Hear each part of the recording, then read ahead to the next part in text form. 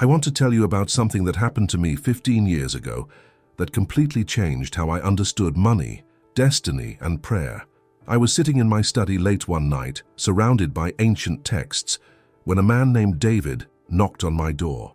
He was 58 years old, tears streaming down his face, holding an eviction notice in his trembling hands. He looked at me and said, "Rabbi, I've prayed every single day of my life. Where is God when I'm about to lose everything?" That question haunted me because I knew David wasn't alone. Millions of people pray for financial breakthrough but never see it come. And that night, I realized why. Let me share something with you that most people don't know. There's a prayer that's been hidden in plain sight for thousands of years. It's not hidden because it's secret. It's hidden because we've forgotten how to pray it correctly. This prayer doesn't just ask God for money. It aligns your entire being with the frequency of divine abundance that already exists in the universe. And when I taught David this prayer that night, his life transformed within 72 hours. But before I tell you what happened to him, you need to understand why most prayers for money never work. The problem isn't that God doesn't hear you. The problem is that most of us are praying from a place of desperation, fear, and lack. And here's what the Kabbalah teaches us. You cannot receive abundance while vibrating at the frequency of poverty. It's like trying to tune into a radio station while you're on the wrong frequency. You're not going to hear the music no matter how loud you turn up the volume. The ancient rabbis understood this deeply. They knew that prayer wasn't about begging. Prayer was about alignment. Let me take you back to my own story for a moment. I grew up in a modest home in Brooklyn. My father was a tailor, and my mother cleaned houses to help make ends meet. Every Friday night I watched my mother light the Shabbat candles with such devotion, such beauty. But I also saw the worry lines on her face deepen year after year. I saw my father's hands shake as he counted pennies to buy groceries. They were good people. They prayed constantly. So why were they struggling? When I became a rabbi, I made it my life's mission to answer that question. I spent years studying the Torah, the Talmud, the Zohar, and the writings of the great Kabbalists. I traveled to Jerusalem, to Saft, to the graves of ancient sages. I interviewed hundreds of people who had experienced financial miracles. And slowly, piece by piece, I discovered the lost prayer.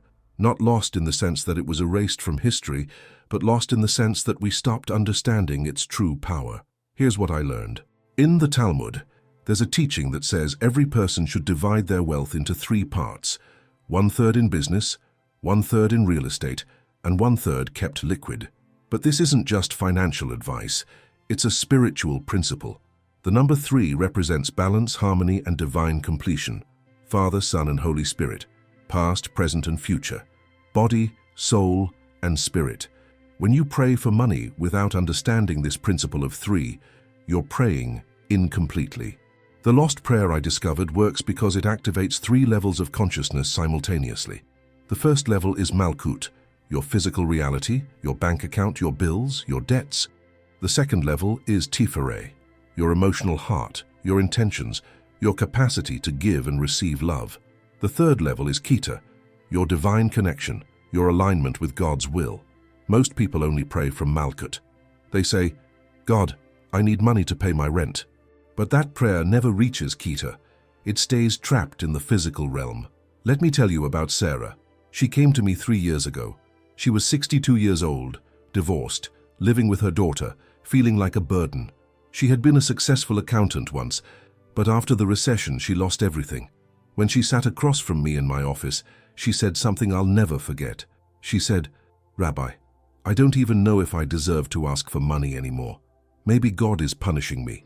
I looked at her and I said, "Sarah, that's exactly why your prayers haven't been answered. You're praying from shame, not from your divine worth." I taught Sarah the lost prayer that day. I explained to her that in Kabbalah, there are 2 energies that govern prosperity, Chesed and Geburah. Chesed is the energy of expansion, generosity, and divine grace. Geburah is the energy of discipline, boundaries, and strength. Most people who struggle with money are out of balance. Either they're all Chesed, giving everything away, never receiving, always sacrificing, or they're all Geburah, controlling, fearful, unable to let abundance flow. The lost prayer brings these 2 energies into perfect harmony. Here's what the prayer looks like. It's based on the blessing that Jacob gave to the tribe of Asher. In Hebrew, the verse is very short but incredibly powerful. It says, "May you be blessed with abundance, and may your oil never run dry." Oil in ancient times represented wealth, health, and divine favor. When you say this verse in Hebrew, you're not just speaking words. You're activating an energetic frequency that has been encoded into the fabric of creation since the beginning of time. But here's the key that most people miss. You don't just say the words, you say them while visualizing the tree of life. Picture in your mind 10 spheres of light, each one representing a different aspect of God's nature. At the top is Keter, the crown, pure divine will. At the bottom is Malchut, the kingdom, your physical world. The prayer works by drawing energy down from Keter through all the spheres until it manifests in Malchut as actual money in your bank account. When Sarah learned this, something shifted in her immediately. She went home that night and said the prayer 8 times, just as I instructed. She visualized the light flowing down the tree of life, entering her heart, filling her body, expanding into her world. The next morning, she received a phone call from a former colleague offering her a consulting position. Within 1 week, she had earned more money than she had seen in 6 months. Within 3 months, she had her own apartment again. Within 1 year, she was thriving. Now, I know what some of you are thinking. You're thinking, "Rabbi, this sounds too good to be true. This sounds like magic." Let me be very clear with you. This is not magic. This is not manipulation. This is not about forcing the universe to give you what you want. This is about alignment. This is about becoming a clear channel for the abundance that God has already prepared for you. The Talmud teaches us that 40 days before you were born, a voice in heaven declared who you would marry and what your livelihood would be. Your prosperity already exists. The only question is whether you're aligned to receive it. Let me share another story with you. His name was Marcus. He wasn't Jewish, but he came to me because someone told him I helped people with financial breakthrough. Marcus was 34 years old, drowning in debt, working 3 jobs, barely sleeping. He told me he had tried everything. Affirmations, vision boards, the law of attraction. Nothing worked. I asked him one simple question. "Marcus, do you believe you deserve wealth?" He looked at me with confusion. "What does that have to do with anything?" he asked. I said, "It has everything to do with everything. You see, in Jewish mysticism, we have a concept called klipo. These are spiritual shells or blockages that prevent divine light from flowing into your life. Most people have klipo around money that were formed in childhood. Maybe your parents fought about money. Maybe you were told that rich people are greedy. Maybe you internalized the belief that spirituality and wealth can't coexist. These klipot act like walls between you and your prosperity. The lost prayer works because it shatters these walls. I taught Marcus the prayer, but I also taught him a ritual. Every morning for 7 days he had to do 3 things. First, he had to say the prayer 8 times while looking at himself in the mirror, speaking directly to his soul. Second, he had to write down 1 limiting belief about money and burn it. Third, he had to give away something valuable, not money necessarily, but something that cost him emotionally. Maybe it was forgiving someone. Maybe it was apologizing. Maybe it was letting go of pride. Marcus did this faithfully for 7 days. On the 8th day, he called me with excitement I had never heard in his voice. He said, "Rabbi, I don't know how to explain this, but everything is changing." He had received an unexpected tax refund. A debt he thought he owed was found to be a mistake and was erased. A side business idea he had abandoned suddenly found investors. Within 90 days, Marcus was completely debt-free. Within 6 months, he was earning more than he ever had in his life. Now let me teach you the actual prayer, step by step. This is the prayer that changed David's life, that transformed Sarah, that freed Marcus. This is the prayer that has been passed down through generations, but forgotten in its true power. Are you ready? First, you need to prepare your heart. You cannot come to this prayer with anxiety or desperation. You have to come with gratitude. The Hebrew word for thank you is todah, and it comes from the same root as hoda'ah, which means acknowledgement. Before you ask for anything, you must acknowledge what you already have. I don't care if all you have is breath in your lungs and a roof over your head tonight. Start there. Say out loud, "I am grateful for," and list at least 3 things. This raises your vibration immediately. Second, you need to understand the words you're saying. The blessing of Asher is this: Baruch ata Adonai Eloheinu melech haolam asher natan lanu et haderech haosher. In English it means, "Blessed are you, Lord our God, King of the universe, who has given us the path to prosperity." Notice it doesn't say who will give us prosperity. It says who has given us the path. The path already exists. You're not creating something new. You're stepping onto a road that has always been there. Third, you say this prayer while performing a physical action. In Kabbalah, we believe that spiritual energy must be grounded in physical reality. So as you say the prayer, place your right hand over your heart. Your right hand represents chesed, mercy and expansion. Your heart represents Tiferet, beauty and balance. This physical gesture creates a circuit that allows divine energy to flow through you rather than just around you. Fourth, after you finish the prayer, sit in silence for exactly 3 minutes. During this time, visualize your life 6 months from now. But don't just visualize money in your bank account. Visualize how you feel. Visualize the peace in your body. Visualize the smile on your face. Visualize the way you help others. Visualize yourself as a channel of blessing. This is crucial because the universe responds not to what you want, but to who you are becoming. Now let me address something important. Some of you are thinking, "But Rabbi, I've prayed before and nothing happened. Why would this be different?" Here's why. Most people pray once and then immediately return to their old thought patterns. They pray for abundance in the morning and then spend the entire day complaining about lack. They pray for financial breakthrough and then immediately open their bills with dread and anxiety. This is like planting a seed and then digging it up every hour to see if it's growing. The Talmud teaches us that prayer is like a ladder. Jacob saw a ladder in his dream with angels ascending and descending. This represents the constant flow of energy between heaven and earth. When you pray the lost prayer, you're not just sending one message to heaven. You're establishing a connection, a relationship, an ongoing conversation. You have to maintain that connection through your thoughts, your words, and your actions throughout the day. Let me tell you what happened to David, the man I mentioned at the beginning. After I taught him the prayer, he went home and practiced it that very night. He told me later that as he was saying the words, he felt something break open inside his chest. It was like a dam had burst, and years of shame and fear came pouring out. He cried for 20 minutes, and then, he said, he felt the most profound peace he had ever experienced. The next morning, David received a call from his brother, who he hadn't spoken to in 5 years because of a family dispute over money. His brother apologized and offered to help him. Within 48 hours, David had enough money to stop the eviction. Within 2 weeks, he had a new job. Within 3 months, he had saved more money than he had in the previous 3 years. But more than the money, David told me, he had found his dignity again. He had found his faith again. Here's what I want you to understand. This prayer is not a magic spell. It's not a shortcut. It's not a way to avoid hard work or responsibility. What this prayer does is remove the invisible barriers between you and your divine prosperity. It's like cleaning the windows of your soul so that the light of abundance can shine through clearly. But once the windows are clean, you still have to walk through the doors of opportunity that open. You still have to take action. You still have to show up. The Kabbalah teaches us about the concept of Shefa, which is divine abundance. Shefa is always flowing from the infinite source like a river that never runs dry. But in order to receive Shefa, you need to have a vessel that can hold it. Your vessel is your consciousness, your worthiness, your openness.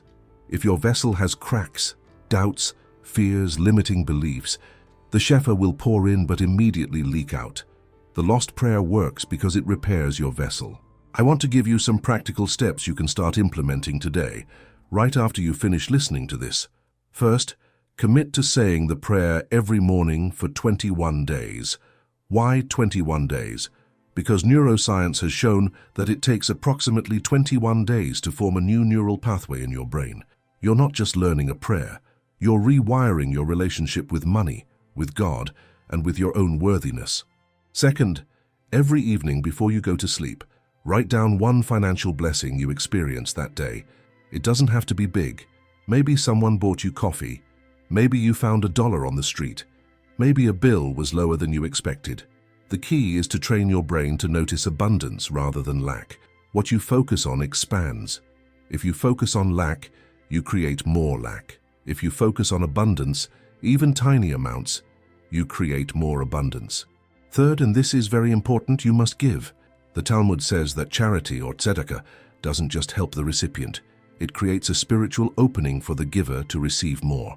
I'm not talking about giving money you don't have. I'm talking about giving from wherever you are. If you have time, give time. If you have skills, give skills. If you have a listening ear, give that. The act of giving shifts you from a consciousness of scarcity to a consciousness of abundance. Let me share one more story, and this one is very close to my heart. It's about my own mother. After my father passed away 12 years ago, my mother fell into a deep depression. She stopped taking care of herself. She stopped going to synagogue. She told me she felt like she had lost her purpose, and financially she was struggling because my father's small pension had been their main income. I sat with my mother one afternoon, and I taught her the lost prayer. At first, she resisted. She said, "I'm too old for this. God has forgotten about me." I looked at her and I said, "Mama, you taught me that God never forgets his children. You taught me that prayer has power. Why don't you believe it for yourself now?" She started crying and she said, "Because I'm tired, Joseph. I'm so tired." I held her hand and I said, "Then let this prayer carry you when you're too tired to carry yourself." She agreed to try. Every morning, I would call her and we would say the prayer together. After about 10 days, I noticed a change in her voice. There was lightness returning. After 3 weeks, she told me she had started volunteering at a community center, teaching elderly immigrants how to read English. And through that volunteer work, she met someone who needed a bookkeeper for their small business. At 73 years old, my mother went back to work. But more than the money she earned, she found purpose again. She found joy. She found community. And she told me something I'll never forget. She said, "Joseph, the prayer didn't just bring me money, it brought me back to life." That's the true power of this ancient wisdom. It's not just about financial prosperity. It's about aligning your money with your destiny, your purpose, your reason for being on this earth. There's a verse in the Torah that says, "You shall remember the Lord your God, for it is He who gives you the power to get wealth." Notice it doesn't say He gives you wealth directly. It says He gives you the power to get wealth. This is a crucial distinction. God doesn't want to make you dependent. He wants to make you powerful. He wants to awaken the creative force within you. The lost prayer activates this creative force. Now I want to address some common mistakes that people make when they start practicing this prayer. The first mistake is impatience. In our modern world, we're used to instant gratification. We order something online and it arrives the next day. But spiritual transformation doesn't work that way. The Talmud teaches that when you plant a seed, you don't see the roots growing underground. You just see dirt for days, maybe weeks. But the roots are growing. The prayer is working even when you don't see immediate results. The second mistake is inconsistency. People pray for a few days, don't see results, and give up. But remember what I said about the ladder.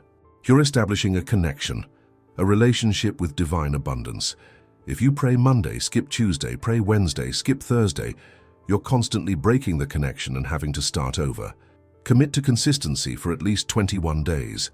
I promise you, if you do this faithfully, you will see changes. The third mistake is praying only for yourself.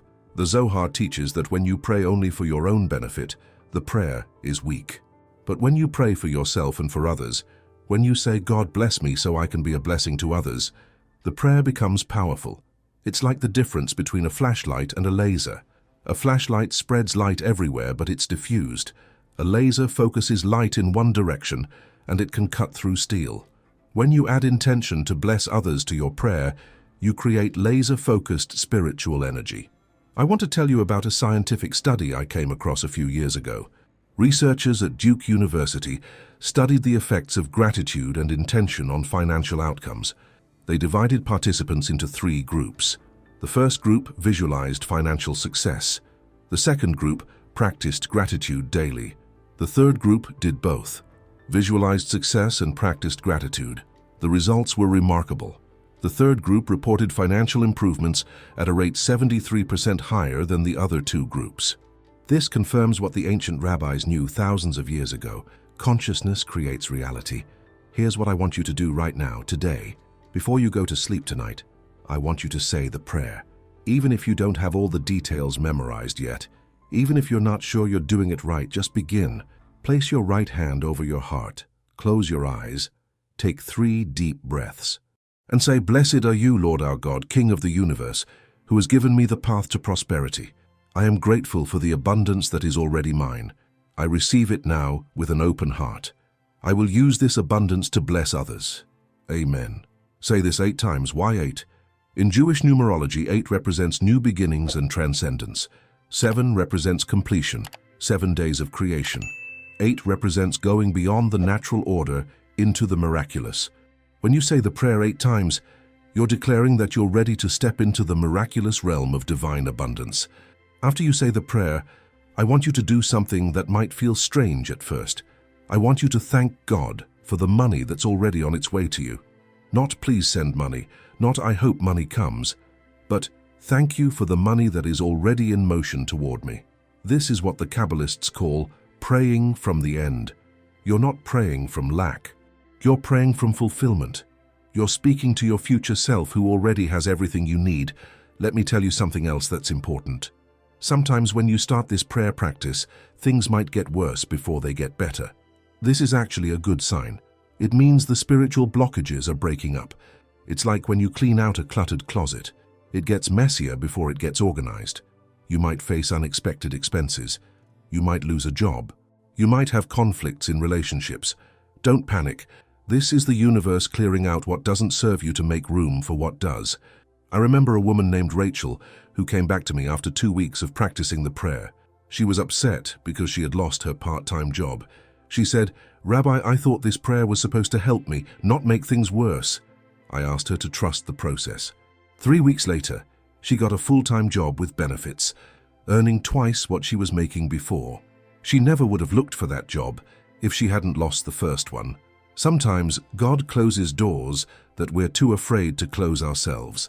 There's a beautiful teaching in the Talmud about a man named Nachum Ish Gamzu. No matter what happened to him, he would say, "Gamzu Latova." This too is for the good. He lost his possessions. He said it's for the good. He faced illness. He said it's for the good. People thought he was crazy. But years later, they saw that every setback had led to a greater blessing. This is the consciousness you need to cultivate as you practice the lost prayer. Trust that everything is working together for your highest good.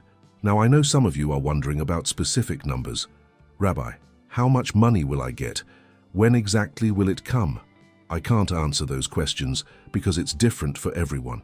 What I can tell you is this: the amount of abundance you receive is directly proportional to the size of your vessel. If you have a small vessel, limited beliefs, small dreams, fear of actually having wealth, you'll receive small amounts. If you expand your vessel through this prayer practice, through gratitude, through giving, you'll receive more than you can imagine. Here's another practical exercise I want you to try. It's called the future memory technique. Sit quietly and imagine yourself 6 months from now. You have more than enough money, your bills are paid, you have savings, you can help your family, you can give to causes you care about. Now, from that future place, write a letter to your present self. Thank yourself for not giving up. Thank yourself for practicing the prayer. Thank yourself for trusting. Read this letter every morning. It will anchor the future reality into your present consciousness. I want to share a profound teaching from the Baal Shem Tov, the founder of Hasidic Judaism. He said that every single blade of grass has an angel standing over it, whispering, "Grow, grow." In the same way, there's a divine force whispering to your prosperity, "Grow, grow." But if you're constantly focused on lack, if you're constantly worried and anxious, it's like you're stomping on that blade of grass. The lost prayer quiets your mind enough to hear the whisper. It aligns you with the force that wants you to grow. Let me talk about timing for a moment. One of the most common questions I get is, how long until I see results? Here's what I've observed over 15 years of teaching this prayer. Most people experience a shift in their internal state within 3 to 7 days. You feel lighter, you feel more hopeful, you notice synchronicities. Within 2 to 4 weeks, you start seeing external changes, unexpected money, new opportunities. Debts resolved. Within 3 to 6 months, your financial life is significantly different. But this only happens if you remain consistent and don't give up after a week. There was a man named Isaac who practiced the prayer for exactly 6 days. On the 7th day, nothing had happened yet, so he quit. 3 weeks later, he heard from someone else in the community who had also learned the prayer and had just received a major financial blessing. Isaac came back to me and said, "Rabbi, I should have kept going," I told him. "Isaac, it's not too late, start again. But this time, commit to 30 days no matter what." He did, and his breakthrough came on day 23. If he had quit on day 22, he would have missed it again. The Kabbalah teaches us that there are gates in heaven that open and close at specific times. Some gates open during certain prayers, some gates open during holidays. But there's one gate that's always open, and that's the gate of tears. When you pray with genuine emotion, with real vulnerability, heaven cannot resist. So if you're struggling, if you're desperate, don't hide it. Let yourself cry as you pray. Let yourself feel it deeply. That emotional intensity is actually your greatest asset.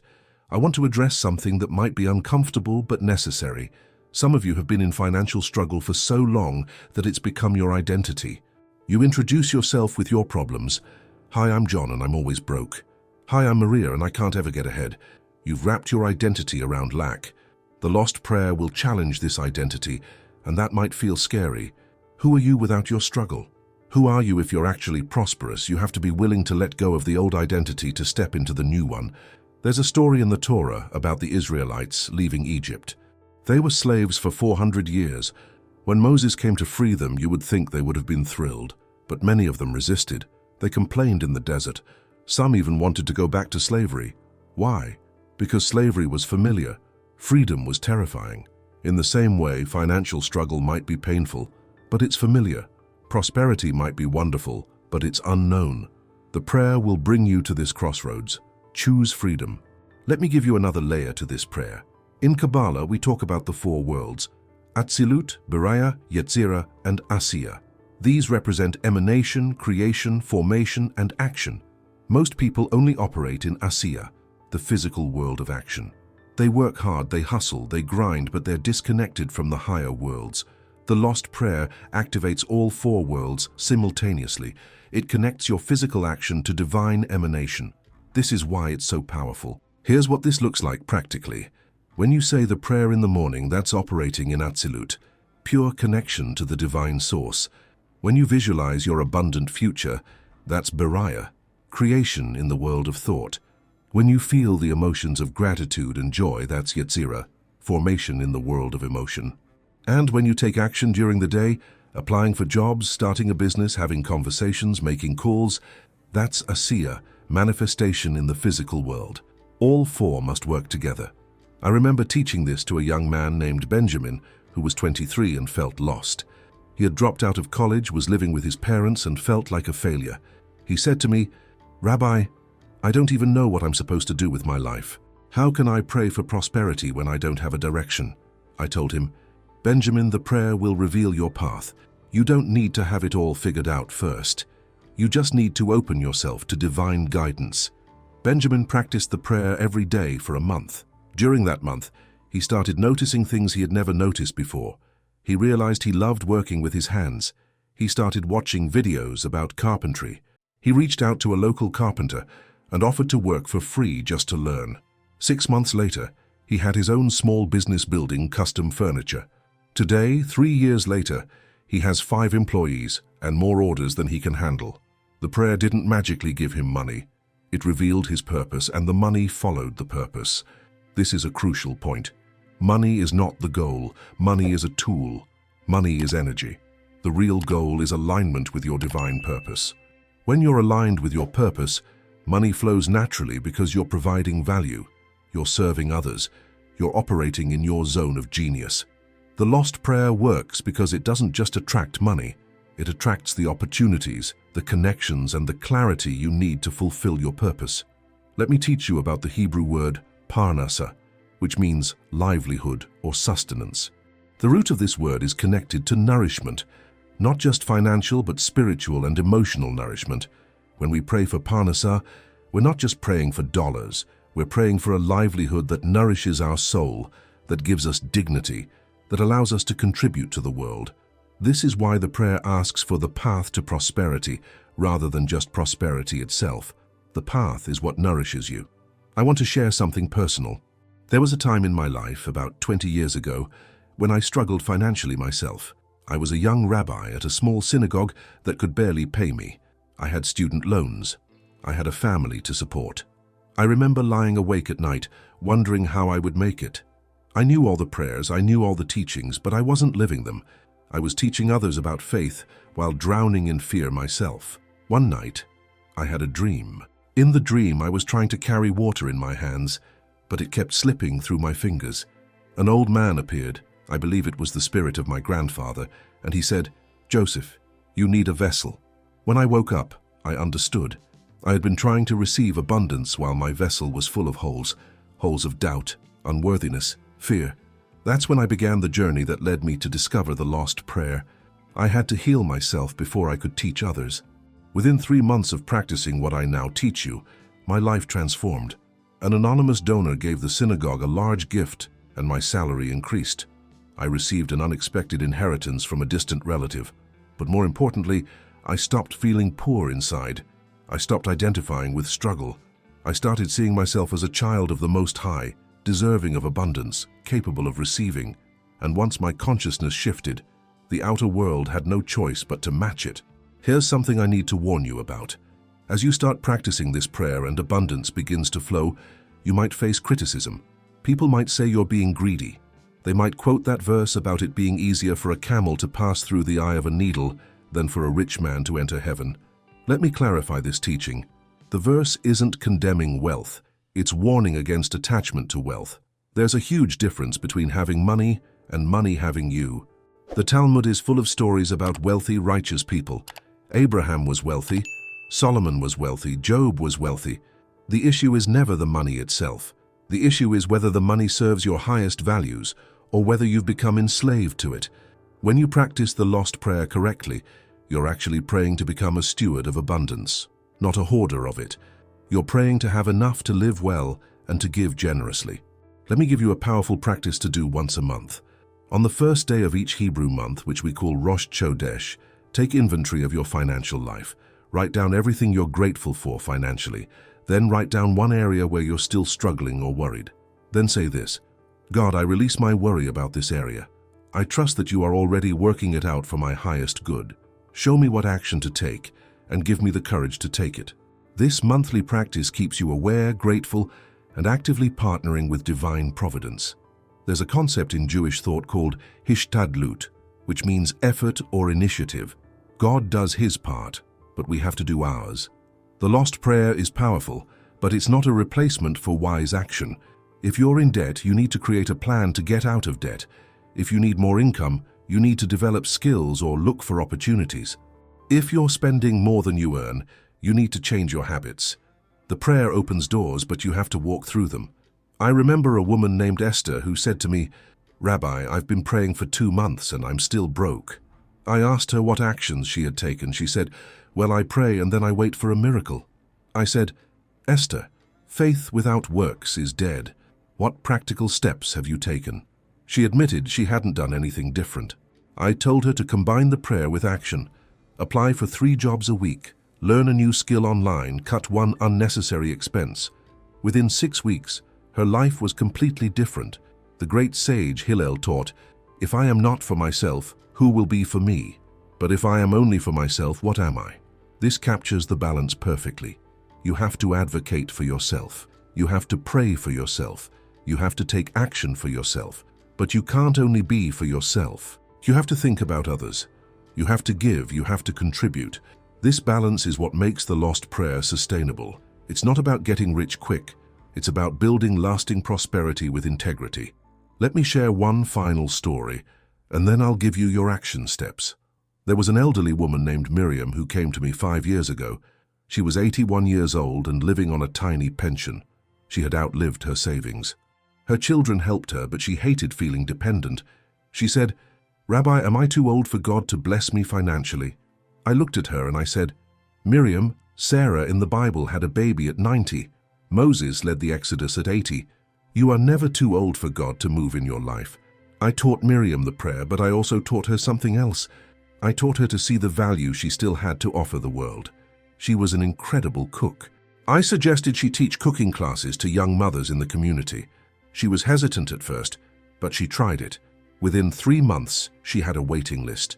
She was earning more money than her pension gave her. But more than that, she felt alive. She felt needed. She felt purposeful.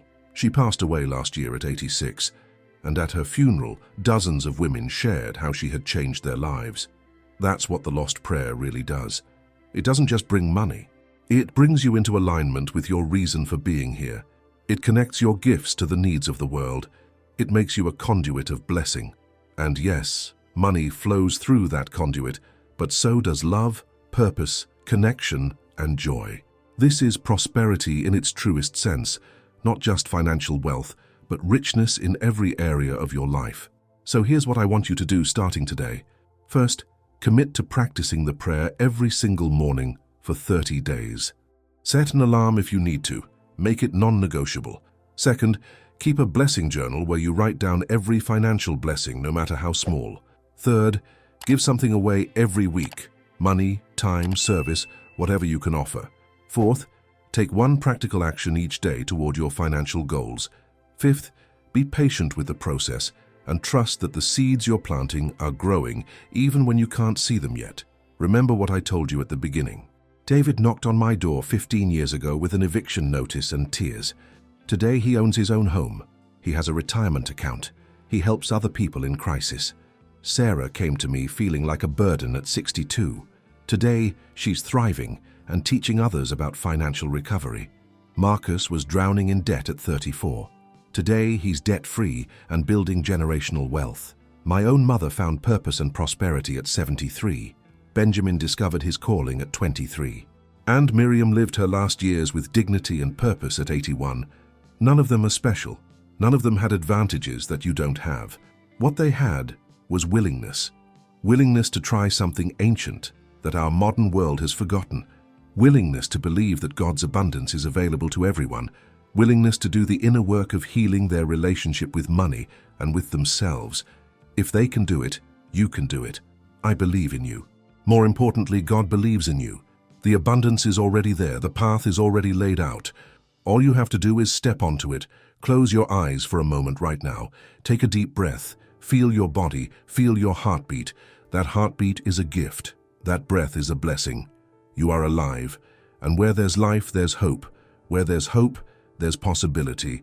Where there's possibility, there's prosperity waiting to unfold. Say these words with me right now. I am worthy of abundance. I am open to receive. I trust the divine plan for my life. I step onto the path of prosperity today. Say it again and again. Let it sink into your bones. I want to end with a blessing, the same blessing I give to everyone who comes to me seeking financial breakthrough. May the God who parted the Red Sea part the sea of your financial struggle. May the God who brought water from a rock bring resources from unexpected places. May the God who fed the Israelites in the wilderness provide for your every need. May you never lack for anything good. May your hands prosper in everything they touch. May your mind be filled with wisdom and your heart with peace. May you become a blessing to your family, your community, and the world. And may you always remember that you are a beloved child of the Most High, created for purpose, destined for greatness, and worthy of every good thing. Amen. Now go, practice the prayer. Take the action. Trust the process. And when your breakthrough comes, not if, but when, come back and share your story. Comment below and tell me what happened after 7 days, after 30 days, after 6 months. Your testimony will inspire others who are where you are today. You're not just praying for yourself, you're part of a community of people all over the world who are waking up to their divine prosperity. Together, we're reclaiming the lost prayer. Together, we're stepping into our destiny. Together, we're becoming the channels of abundance that God intended us to be from the very beginning. I'll be praying for you. I believe in your breakthrough. I see your prosperity already manifested in the spiritual realm, making its way to you in the physical. Don't give up. Don't lose hope. Your time is coming. Actually, your time is already here. You just need to open your eyes to see it and open your hands to receive it. Shalom, my friend. May peace and prosperity be yours now and always.